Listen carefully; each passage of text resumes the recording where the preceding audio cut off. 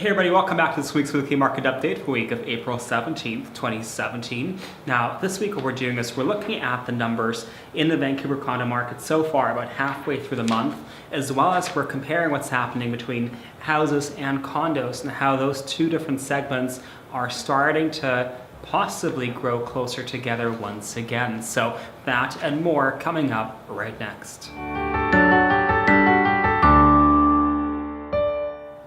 So here we are, we're now well into spring and it's definitely upon us within the real estate market. Let's jump right into it. So far this month on the west side of Vancouver, we've seen 252 condos list on the west side of Vancouver.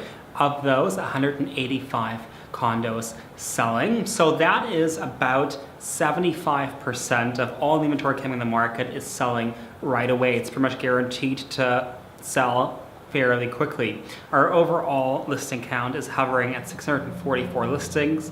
Again, that's very consistent with the inventory counts we've had for the last 3 months. So we're not seeing our inventory growing whatsoever. It's just not happening for condos.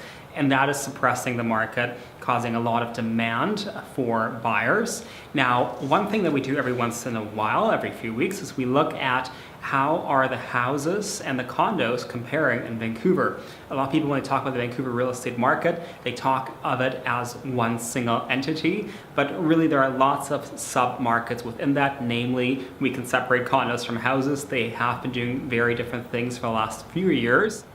Now, one thing that we can do is use something called an absorption ring. Now, what that tool does is it tells us that if we were to stop listing houses or condos as of today, how many months or how many weeks would it take us to completely sell out of the inventory if demand stays constant? That's something we call months of supply or absorption rate. So if we have anywhere between 0 to 4 months of an absorption rate or months of supply, that is considered a seller's market. 4 to 6 months, that's a balanced market. Anything above 6 months, that is considered a buyer's market. So if we look at houses and what they've been doing over the course of the last year on the west side of Vancouver, we can see that we've been quite sporadic. For the most part of the last year, we have been in a buyer's market for houses. But as of recent, we've been starting to climb closer towards a balanced market. So now in March, we had 5.9 months of supply. So that's the first time in the last while that we've slipped back into a balanced market for houses. Now we're literally at the cusp of it. The month prior, February, was 6.1, so we're hovering about 0.1 above or below the line that separates a buyer's market from a balanced market for houses. So that's what houses are doing. We're heading back towards a balanced market, and we'll see where that goes in the next little while.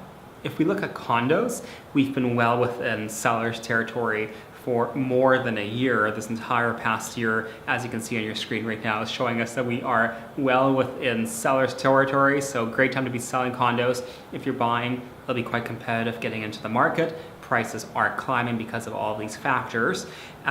We started the year out at a bit of a peak on this map. We were at 3.2 months of supply, so that's getting closer towards a balanced market, almost 4 months.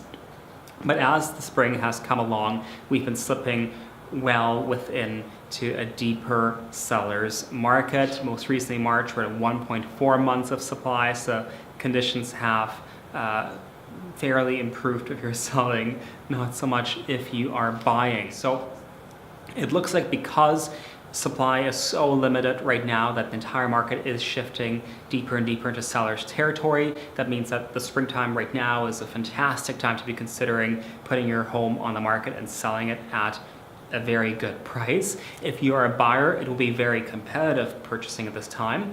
The reason why buyers are trying to get into the market is because many are afraid of being outpriced of the market at this time. No one has a crystal ball. We can't predict where we'll be in a year from now. Of course, we do have provincial elections coming up in May, which could or could not have a bit of a slowdown effect in the market. The best thing that I can advise to you, whether you're thinking of buying or selling, is just to get educated and see what's happening also in the market segment that you're thinking of buying or selling in. So the specific neighborhood, the specific price range, lots of little factors to consider. If you have any questions, you can always reach me by calling or texting the number right below. And of course, if you like this video, I do hope you like our Facebook page because we do post here every single week. So until this time next week, have a wonderful week ahead. Bye-bye.